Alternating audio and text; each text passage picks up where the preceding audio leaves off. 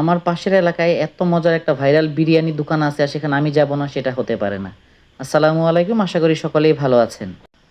আজকে আমি এবং আমার বাসার কিছু ফ্যামিলি মেম্বার্স মিলে সবাই চলে গেলাম সেখানে। তো সেখানে যাওয়ার সময় দেখলাম যে আকাশটা অসম্ভব সুন্দর লাগতেছিল। আর সেই সাথে চারপাশের পরিবেশ তো আপনারা দেখতেই পাচ্ছেন, মাশাআল্লাহ। তো যেতে, যেতে হঠাৎ করে পেছনের দিকে ক্যামেরা ঘুরিয়ে দেখলাম আমার ভাগিনা তো মহা খুশি সে সেখানে যেতে পেরে। আর সে অনেকদিন পর বাসা থেকে বের হইছে তো, তো সেজন্য একদম আনন্দে আত্মহারা। সবাই তার জন্য দোয়া করবেন এবং অবশ্যই মাশাআল্লাহ বলে যাবেন।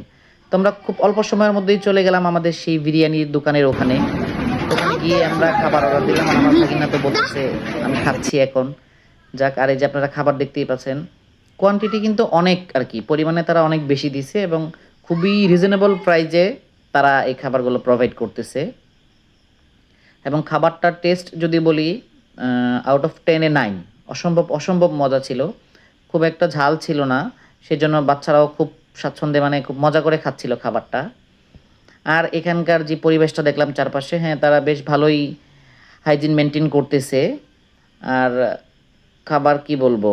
তেমন একটা খেতে পারি না। তারপরেও মাশাআল্লাহ ২ প্লেট অনায়াসে খেয়ে নিলাম। আ